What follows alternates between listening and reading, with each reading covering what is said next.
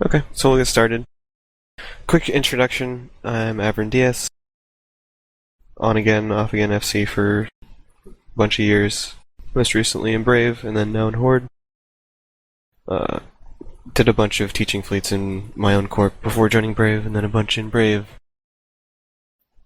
The way that I run stuff like this is kind of freeform. I don't like to read from the syllabus, that sort of thing. After each sort of section, I will ask for questions that are related to that section, and then after everything is done, I'll just open up to a general Q&A. Feel free to write questions in Fleet instead of saying it on comms if you're not comfortable speaking in front of people. And if you have a question that isn't related to what we're talking about, that comes to your mind, just like open up a notepad or something and write it down so you don't forget, so that you can ask it at the end.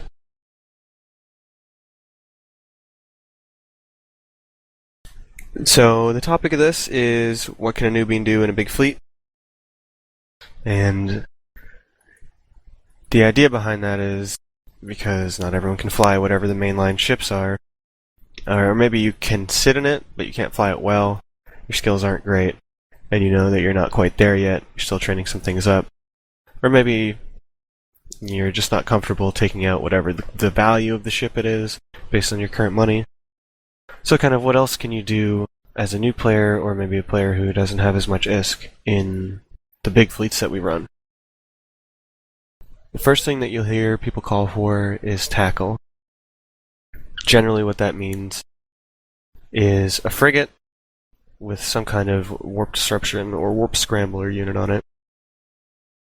Sometimes that can be an interceptor, but most of the time if you're flying interceptors you kind of already know what you're doing in that way, so I'll kind of focus more on what you would be doing if you're in a Tech 1 frigate flying as tackle. The biggest misconception that people have about tackle, I find, is that they think that you should be tackling the primary, which is whatever the target that's being called, that the main fleet is shooting, and most of the time that's not actually the case. Most of the time the enemy aren't going to warp off anyway, and if we need webs on them, like a stasis webifier to slow them down to do more damage, a lot of the time that's going to be done by a ship that can do it at a much longer range that has a lot more hit points, like a Hugin, for instance. When you're flying Tech 1 tackle in a big fleet, most of the time what you'll want to be doing is flying with the main fleet as you're traveling, or flying ahead or behind if you're asked to by the FC to scout. Scouting is sort of its own thing, and at some point in the next week or two I'll do a class with some practical parts of it that go over scouting and how to use D-scan as well, since that's kind of an integral part of it. So for this we'll just focus on what you're doing if you're not scouting. So you'll kind of be staying with the fleet as you're traveling and listening for the FC, because if he gets intel that there is something that needs to be tackled, either in the system you're in or in a nearby system, a lot of the times he or she will call for tackle to warp to this gate or that gate, or to go to this system or that system to try to get something. In that case, you would generally just make your way to wherever it is that he's asking you to go as quickly as possible, and try to find whatever it is he's asking you to tackle, get on top of it, and apply your warp scrambler or your warp disruptor, and any other modules you might have, like a webifier or your weapons. All of that is kind of straightforward. The more confusing or kind of dynamic part of flying tackle in a big fleet is what to actually do when there's a fight happening between, let's say a Ferox fleet. Let's say we're fighting Goon Feroxes, so we have a large Ferox fleet, they have a large Ferox fleet. Both the fleets are set up, shooting at each other, their lodges are behind them, repairing the damage. And what should you be doing at that point as a Tech 1 tackle? Well, just one moment.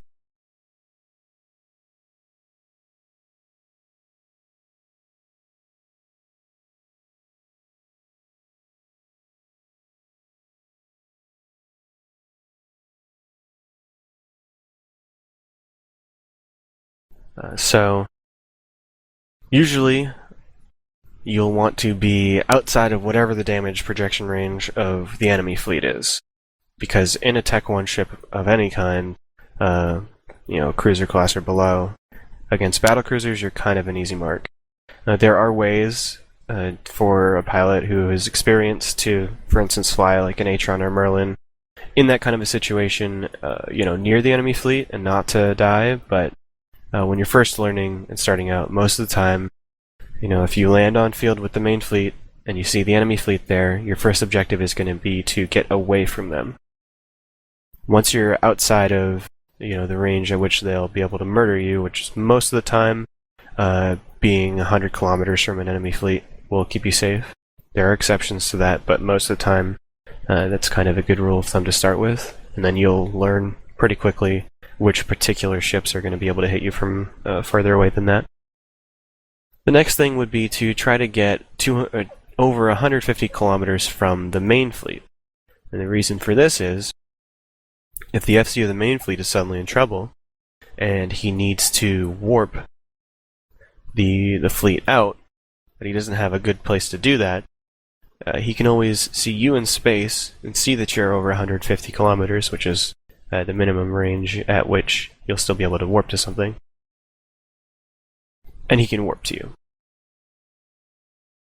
Now once you're kind of set up on, we would call that a perch. Once you're set up away from the enemy fleet and away from our fleet at a warpable distance, you can kind of keep an eye on the field.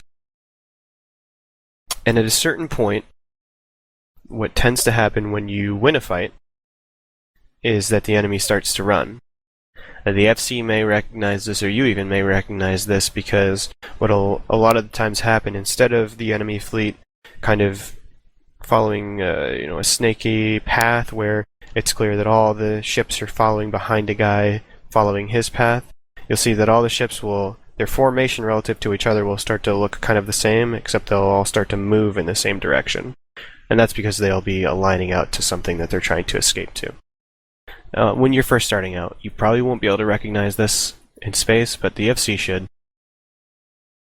And he'll very likely call for get tackle on whatever you can.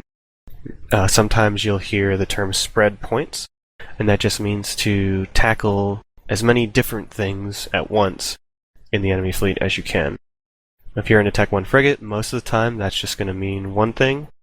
Sometimes if you're in a frigate that is a warp scrambler and a warp disruptor fit, you may be able to scramble one thing and warp disrupt another thing. Another way to tell when the friendly FC is trying to keep an enemy from escaping is if he calls for bubbles on the enemy fleet.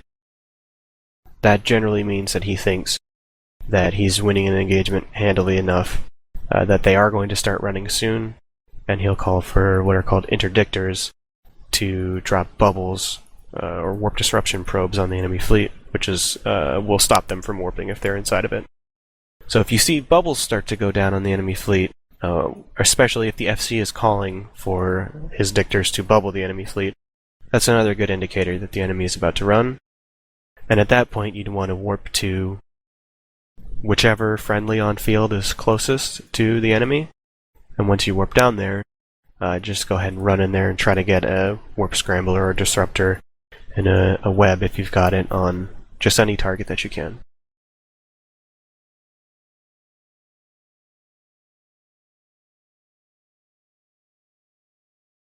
Hold on.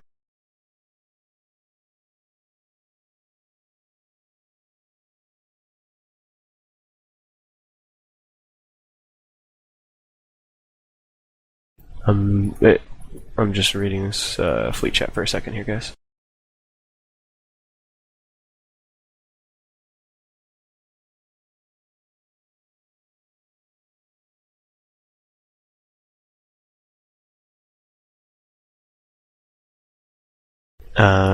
Lexi, go ahead and put that question in like a notepad or something, and then ask it again at the end when I do a Q&A, okay?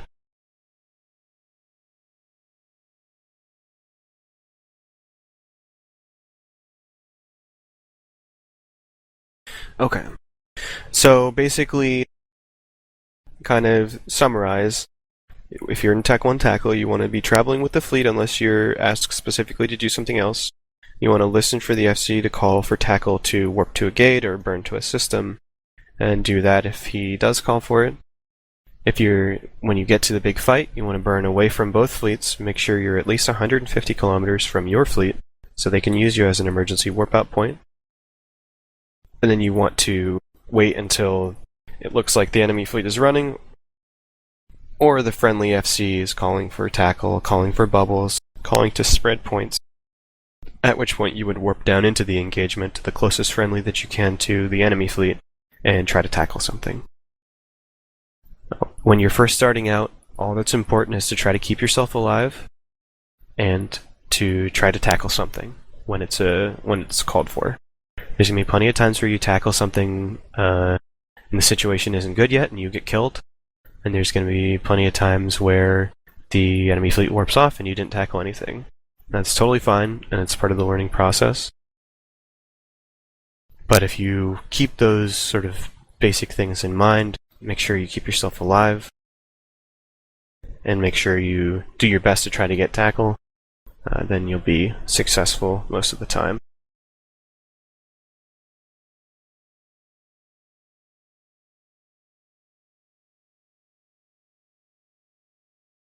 Alright, so that pretty much covers most of tackle stuff. Unless there's anything that you want me to clarify, or any questions related to tackle, you can go ahead and ask them now, either in Fleet Chat or in Open Comms.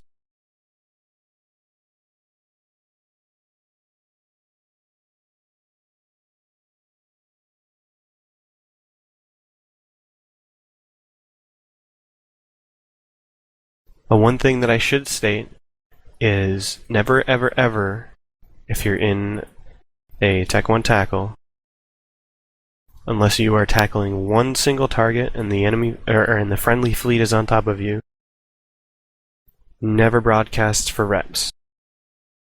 If you're in the middle of a large fleet fight and you broadcast for reps, the amount of time it takes for the logistics to lock you up and realize that you're just in a Tech 1 frigate may actually end up getting one of the mainline DPS ships on your side killed. So sometimes if you're tackling something and it's the only thing on field and your entire fleet is right next to you, then you can broadcast for reps if it's shooting you, because no one else is going to need repairs. But if you're ever in doubt of what the situation is, just don't broadcast. If you're in a Tech 1 frigate. Alright. So if we don't have any questions or anything about tackle, I'm just going to go over the other types of frigates that are commonly used. So the most common one that you'll hear people tell you to fly, if you say, I can't fly the blankety blank, what should I fly in here? Is they'll tell you to fly a Mollis. That's the Galente Electronic Warfare Frigate. And its main bonuses and purpose is to use remote sensor dampeners on enemy ships. Remote sensor dampeners will affect the target lock speed and or the target lock distance that an enemy ship operates at. Basically, if you have an enemy ship that can target to, let's say, 100 kilometers, and you hit it with remote sensor damps that reduce its target range by 50, anything that it has locked as a target outside of 50, it will lose lock on, and it won't be able to lock anything that's that far out. If the enemy fleet's right on top of you, and their targeting distance is not going to be an issue,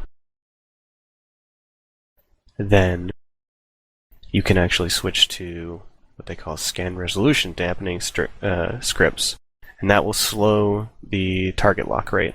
So you would use that on the enemy logistics, which is like the healer ships, and it's going to take them a whole lot longer to actually acquire the target lock on their friendly targets to apply their repairs. Just real quick, we did have a question about tackle, so I'll just go back to that just for a moment. The propulsion jamming Tech 1 frigates. So you'll notice that the Tech 1 frigates for each race, there's one that is faster, but has sort of less survivable and has a bonus to capacitor use for propulsion jamming modules, which are like warp scramblers, warp disruptors. Those are generally the better tackling ship. However, they are softer targets. So if you fly a combat frigate, which is like the Merlin, the Rift, or the Incursus, those don't get the capacitor bonus, but they do have a lot more fitting space and base hit points and better resistances, so they'll actually last a little bit longer. So it's kind of like a heavier tackle frigate. I would recommend flying both of them to see, what the difference is. And if you really like tackle, you'll probably end up sticking to the faster ones. But you may end up with situations where you want to fly the other one instead. So, back to the Mollis. So I've explained kind of what the Mollis does. The reason that it's so ubiquitous is because target range and targeting speed affect and hamper every single type of ship that there is. So it doesn't matter what the enemy's weapon system is, it doesn't matter what their resistances are, it doesn't matter what race they are. Every single ship needs to lock ships that are far, a distance from it, or they want to lock ships quickly.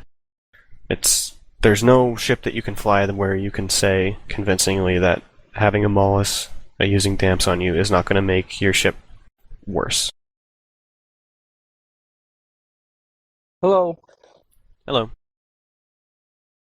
And I do have, for people who are showing up late, I am recording this, and I'll put the recording up in the event thread for this lecture, but I will also see if I can get it added to the lecture series thread or some sort of something, so that it's available. Nice, thanks. The other thing about the Mollis is that it has a little drone bay, which is nice because it means you can defend yourself against like enemy frigates. You'll probably, depending on who's flying it, what ship it is, and the fit, it's probably not going to go great for you in a 1v1, but it can at least delay an enemy from attacking you, or it can, if you have a bunch of Mollises that are all kind of together, you can use a little drone swarm to hit them off. And if you're just flying with the fleet, you have a way to apply damage, so you can, blink away at some stuff, help your fleet out. So it's a pretty nice ship overall. Its E-War platform is very useful, and drones are quite a good weapon system. So, the Corp Mollis fit. Oh, bark. Sorry, that's my bad. You may want to put push to talk on. Well, I don't have my mic is constant. I don't have like a high grade setup for such things. Okay, there are settings. I'll try to mute if they get upset or something. I'm sorry about that. It's okay. There are settings in Mumble you can take a look at when you have the time that will actually let you. I'm new to Mumble. Like I was used to TeamSpeak. Mm-hmm. Okay. So Mumble was a little bit different to get used to. All right, it should be fine for now. If they get too excited, just mute yourself for a little while, and we can talk afterwards about how to set push to talk on Mumble. Okay. Perfect. It is a Friday night, so people walk by the house a little bit. Mm-hmm. All right, so I've linked in Fleet Chat the public SRP is for the Griffin Navy issue, not the Mollis Navy. Oh, sorry. And the Griffin or the Navy E-War frigates are not really that great for a fleet. Most of them. The Mollis is all right, but the Griffin is like terrible for a big fleet. They've listed the Mollis fit there, and I'll just go over real quick what the different modules do. So you have your micro-warp drive. Obviously, you need to get around fast. You need to, get to a safe distance quickly. Then you have the 3 low-frequency sensor suppressors, which is just a fancy meta version of the remote sensor dampener. Damage control adds a little tank. The 2 Type D attenuation signal augmentation is a meta version of a signal amplifier. And that just increases the lock distance and lock speed, like the target lock distance and target lock speed. You're mostly putting it on there for the distance. And then the 3 rigs increase the range, the optimal range of the sensor dampeners. And then there's scripts in the bay, which allow you to if you load the scripts into the sensor dampener, you'll do just bonus to the type of script that you load. If you don't load any of them, you'll do half of one and half of the other, which because of stacking penalties, you usually don't want to do. And almost always you want to start with targeting range dampening scripts loaded when you're flying the Mollis. So that Mollis actually, it depends on your skills, but it can target and sensor dampen to a pretty good range. So in the Mollis, you'll want to do kind of the same thing as you would do at first in the tackle frigate, only you won't go quite as far. You want to get as far away from the enemy fleet as you can, and still be within your optimal range for your sensor dampeners, which you can tell by mousing over them. It'll say how many kilometers that is. And once you're at that range, you want to try to move perpendicular to the enemy fleet, so that if they're shooting at you, you're a harder target to hit. And usually the FC will want EWAR to be applied. They'll say, put it on someone whose name is near yours, which just means, like for me, my name's Averin. I will, find people whose names start with the letter A, and I'll spread my dampeners across them. Depending on the situation, sometimes it's better to stack your dampeners, sometimes it's better to spread them. And when you're first starting out, I would just recommend spreading them across 3 people. No, Double, you don't need that ship. I just posted the fit as an example. Oh, she's not in comms. Rip. Nope. Now, Malice is an EWAR frigate, right? Yes, the Mollis is the Galente EWAR frigate. Right. Alright, so, in the Mollis, you just want to get at your safe range, and you want to be within your optimal if you can. Now, if you're fighting something that is just repeatedly hazing you in your optimal, you may want to go a little further out, but you're not going to be as effective there. And when you're operating an EWAR frigate, since you're going to be, not so far away from the action because you need to be in range for your modules, you may have the enemy actually be able to shoot at you. You may have small enemy ships that come out towards you and try to tackle you. So you always want to be aware of where you can warp out to. If you can align to a celestial, like a planet or an asteroid belt, or a gate or a star or anything, and still stay relatively within your optimal range and have a little bit of transversal, which is that perpendicular movement, you want to keep an eye on that, and if anything starts to shoot at you, if anything comes towards you, you just want to warp away and off the field. And usually when you do that, they're just going to give up and look for someone else. They're not going to come after you.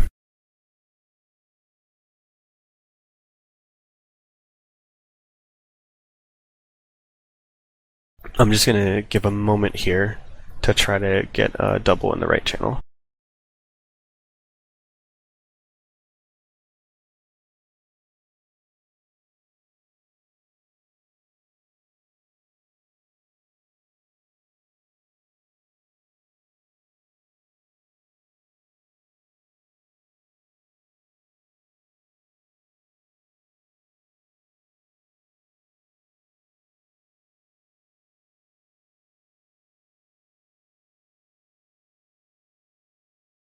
There you are.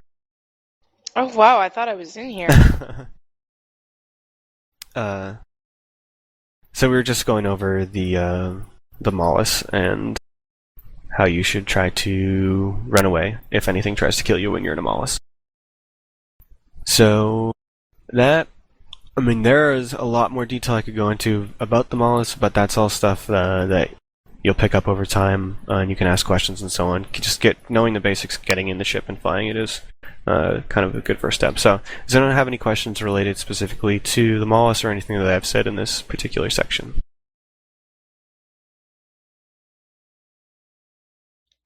You may have covered it already, and I just missed it.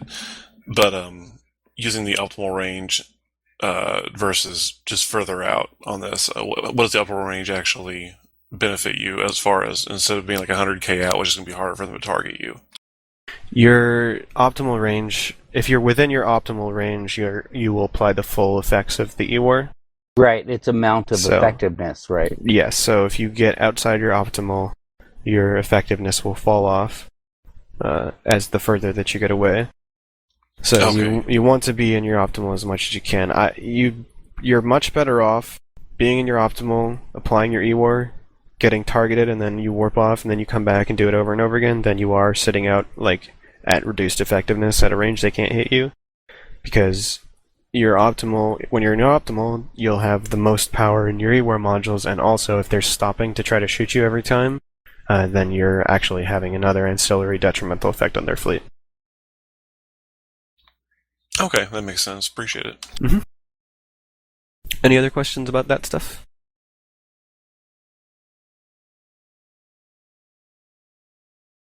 All right. So, the next ship that we are going to talk about,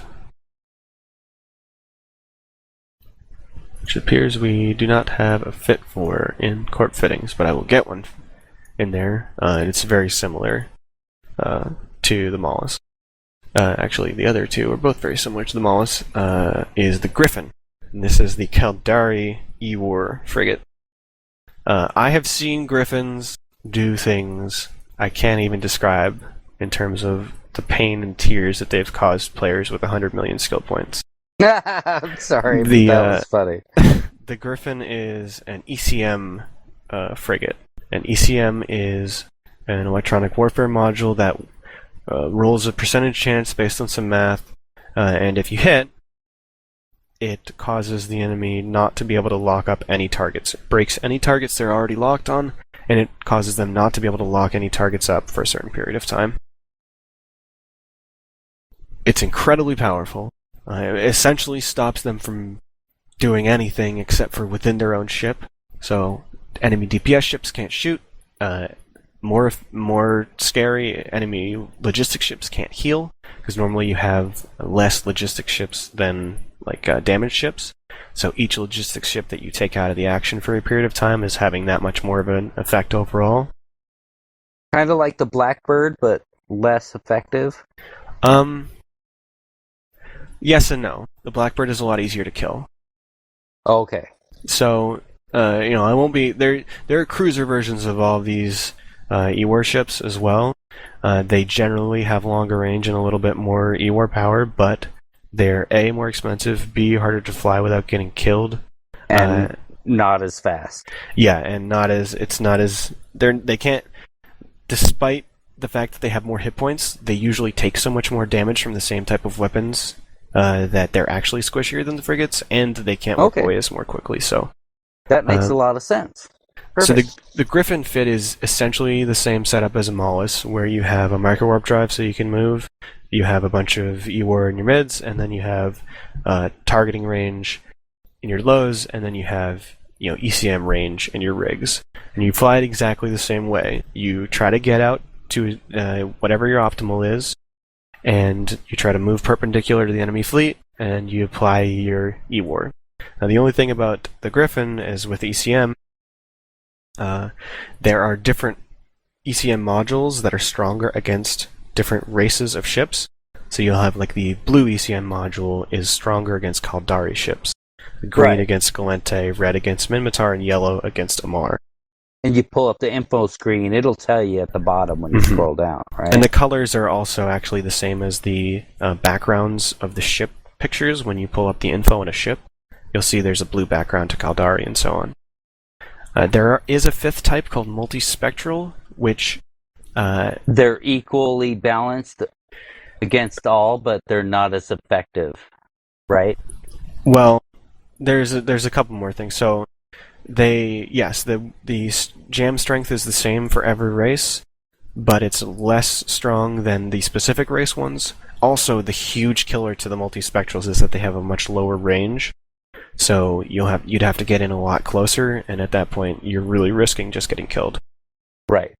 So the Griffin, essentially... So you want to specialize, right, on what target you're going against. Well, let me just... I'll go over it, and then if you have clarifying stuff, you can ask it after the section, okay? Sorry. So, yeah, it's okay. So, if the FC has some idea what he's fighting against, all you have to ask when you join a fleet is, what color jam should I bring in my Griffin? And most of the time the FC will just tell you. He'll probably be picking the jam for whatever the enemy logistics ship is. So, if they have Executors, he'll tell you to bring green jams. If they have scythe scimitars, he'll tell you to bring Mimitar, and so on. Almost all the time, the FC is going to be able to tell you which color he wants you to bring. He may just say, I'm not sure, bring a rainbow fit, and that just means bring one of each color.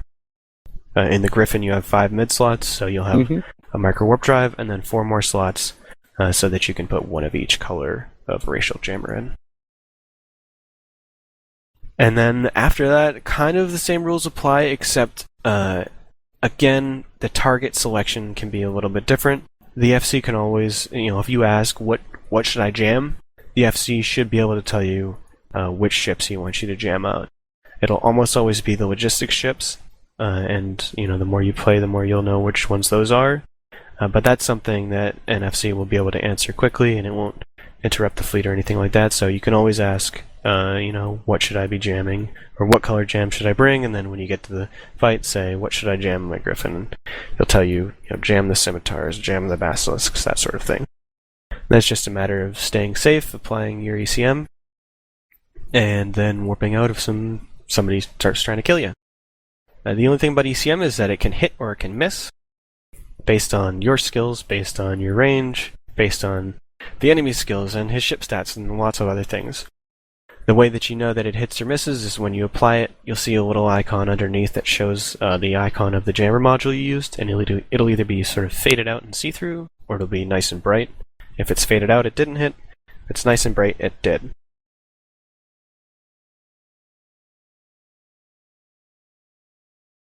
So that pretty much covers Griffin-y stuff. So does anyone have any questions or clarifications related to that? Yeah, I do. Sure. So you said that the Mollis is what someone would recommend you bring to a fleet in general. Would it be a better choice than the Griffin? If you could fly both? The only thing about a Griffin is that ECM is percentage-based, and sometimes, depending upon what you're fighting and how they're fit, it can be a pretty low percentage, especially if your skills aren't super good. I personally will always fly Griffin over Mollis, because I just get this sort of satisfaction of landing a jam and knowing that the other guy can't do anything. But a Mollis is a whole lot easier to just get in and go if you don't want to deal with which jams do I need, do I have those in my hold, or do I need to buy them, and so on. So I would say it's kind of an either-or situation. Mollis is just a little more straightforward in terms of knowing what you need to bring and what you need to use your modules on.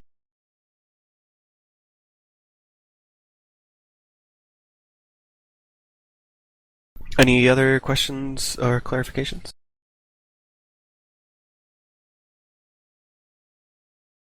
Alright, so the last E-War frigate that we are... see, well, you guys can undock afterwards if you want, or if you don't need to be here. Which I think your C's been here a while, but... so the last frigate... I missed it the last time, and I wanted to hear the beginning part of your lecture. Aw. No, really, because I only got the fly around in space version, and I really wanted to hear the beginning part. And this has actually been really helpful to me. So the last, and there's not a corp fitting for this either, which I hope will get rectified at some point. But it's kind of the same thing, is the Vigil. The Vigil is the Mimitar E-War frigate, and it is bonus for modules called Target Painters. And what Target Painters do is they essentially make, when you apply them to a ship, they essentially make the enemy ship bigger in terms of the calculations that are used when applying certain types of damage to it. Signature radius, right? Yes. They increase the signature radius of the ship, which means it will take more damage from things with explosion radiuses, which include bombs and missiles. It will be easier for... Sorry if you can hear my cat, he's doing cat stuff. It'll be easier for turret ships to hit him in a lot of situations because it's a bigger target technically in terms of the math. And it'll also make it so that friendlies and enemies as well can actually lock the target quicker. Most of the time, I wouldn't be too concerned about, oh no, I'm target painting a guy so the enemy logistics can lock him up faster. If you're concerned at all about that, you can always ask your FC, would you like me to paint primaries in my vigil? And he'll almost always say yes. Especially on our hurricane fleets, they're super duper useful because the hurricane is what we call an alpha doctrine, so it does most of its damage immediately, and then there's a long pause, and then it does damage again. And putting a target painter on the enemy that you're shooting, if it even increases your damage by 10 or 15%, that's a lot of extra damage up front. Sometimes it can cause enemy ships to die instantly, where they otherwise wouldn't. The way that you fly the Vigil is similar to the other two. You get within your optimal, but as far away as you can, you move sideways to the enemy fleet. If anything comes after you, you warp away.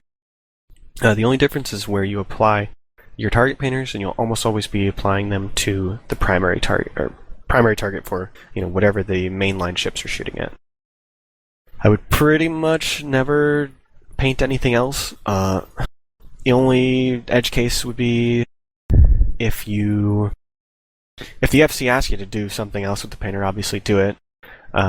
If you see a bunch of enemy ships getting bombed by like a third party or by a friendly bomber wing, if you lock up one of those ships and target paint it before the bombs hit, it'll take more damage, so that's something, but 99% of the time, you just apply your target painters to whatever the primary target is of our mainline ships, and just makes it easier to hit. Now, everything else is pretty similar, and yeah, like I said, we don't have court fit for that, but I'll make sure that one gets put in there. We have a vigil, I think. Do we? Yeah. Am I just not seeing it? No, I don't see it in there. Really? No, I only see Venture. Let me check my hangar. I had one. Yeah, I mean it's essentially similar. And it flies kind of the same. So so that one's pretty straightforward. You just paint the primary. So, any questions related to the Vigil?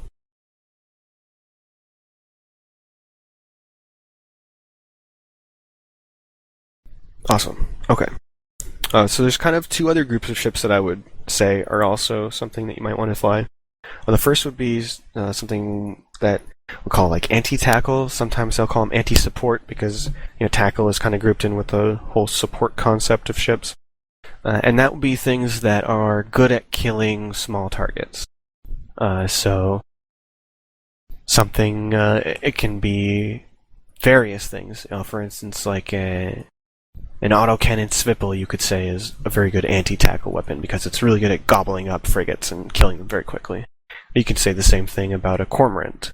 Because Svipple seems to be really powerful. Apparently. Svipple is really powerful, but it's not a great example for this, but just to show you the range of things. Something like a cormorant is very good at applying damage to small targets, even if they're moving quickly. Something like a rapid light missile caracal is very good at killing small targets very quickly.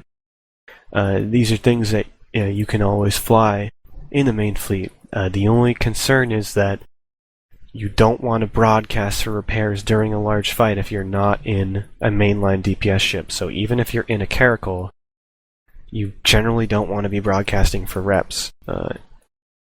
So if you're in a cormorant especially, basically anything other than a mainline DPS ship or like a Tech 2 class, cruiser or battlecruiser class ship that will be just as tanky as the mainline DPS ships, you don't ever want to broadcast for repairs while you're flying.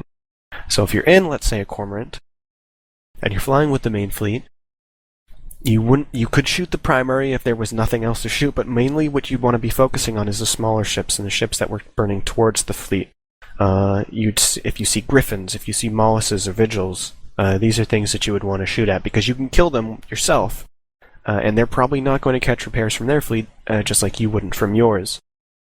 Things like interdictors, anything small that's burning toward your fleet that you can apply your damage to quickly. And you'd want to take dictors out first, right? If you could. I would probably take out command destroyers before I'd take out dictors, but those are easier to scram than they are to actually kill. But basically, if you're flying a cormorant in a main fleet, you want to be, your priority is looking out for those small, soft targets that you can kind of clean off.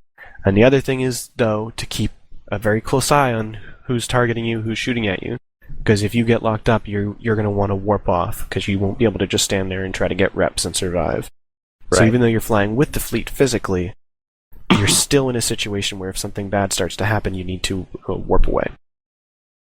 And there's, lots of different ships that, let's say you're, I can only fly Galente destroyers. You could fit a cattle sub with railguns and bring it on a fleet.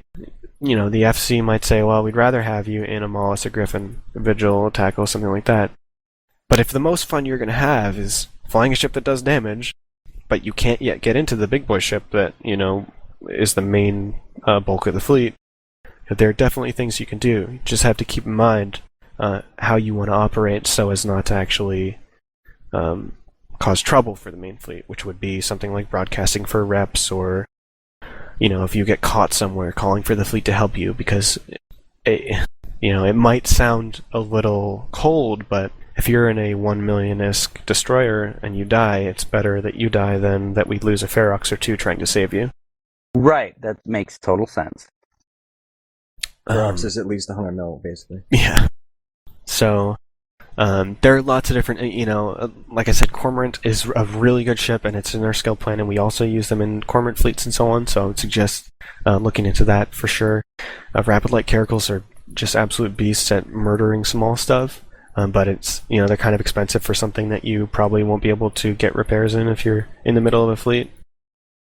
But there's lots of other They're options not as well. too bad. It's relatively cheap. Well, I mean, if you're just a new player, it's not that easy. If you're Right. chilling in standing fleet, I would personally like to see a few more Cormorants, because there's a lot of little stuff. Yeah, Cormorants are super good defensive ships. They're That so would be good. really nice to see. Like you can literally erase. You won't necessarily kill them, but you can make all Garmers go away forever just by undocking a few Cormorants. And that's why they're really good in a fleet too, because they're just so good at killing small stuff. And the other ships that are kind of similar to that, and actually there's like a lot of overlap here, would be, if you're, let's say you just want to go on the fleet, you just want to shoot the primary, you don't want to worry about, priority of shooting little stuff and whatnot, but you just can't get into whatever the ship is. If you can fit a ship that can apply damage at the same range as the mainline Doctrine, you can take it. The only thing to keep in mind is that, like, let's say you bring a Moa and a Ferox fleet, and you get it fit up so that you have, you won't have the same range as a Ferox, but let's say you have pretty good range, like you can hit with Thorium at the range that Ferox can hit any matter or something like that. You can bring that, if that's the way that you're going to have the most fun, if that's what having the most fun in EVE is going to mean. But you need to be careful that you don't broadcast for reps when Feroxes are taking damage, because that's going to be a situation where, the Logi locks you up, and maybe they do catch you and repair you, and that's great, except that a Ferox who was being shot at the same time just died because they locked you up and not the Ferox. Because it's the lack of sacrifice, right? You should take the sacrifice. And yeah, and and as you play more, sometimes you'll understand there are situations where you can broadcast for repairs, especially if there's just been a fight and then you're landing somewhere else and everything's calmed down. But at first, you really want to be careful not to interfere with the main fleet kind of logistics operation if you're not in the kind of ships that they've asked for. But that doesn't mean that you shouldn't fly the ship that is going to be the most fun for you to fly. So that's something that just doesn't I don't think gets said often enough, is make sure that you're having the most fun you can in EVE, but just know what that means when you fly a ship that's not exactly what was asked for. just be part of the team and do your part, right? Well, I mean, priority number one is that you have fun. Priority number two is that everyone else has fun as well. Right. So you want to make sure that number one and number two are both at the highest level they can possibly be. So, do what is most fun for you, but make sure you do it in such a way that it doesn't make anyone else have less fun. My opinion is, if you're new and you're not whelping T1 frigs, you're doing it wrong. And yeah, it's the number one advice for new players is that you're going to die so much. There are fleets you're going to be like, we spend 10 or 15, 20, 30 minutes getting to where we're going, getting all set up and everything. The fight starts and you are dead instantly. And that's going to happen at first. And that's why, your number one priority in those fights is to try to stay alive, get away from the enemy, Get an eye, even if it's just like, look, I just want to watch the fight for a while before I get in there and get killed. Like, do whatever. Make sure that you're having the most fun that you can. So are there any questions or clarifications on sort of anti-tackle, anti-support, and then, ships that can project out to the same range as the mainline ships?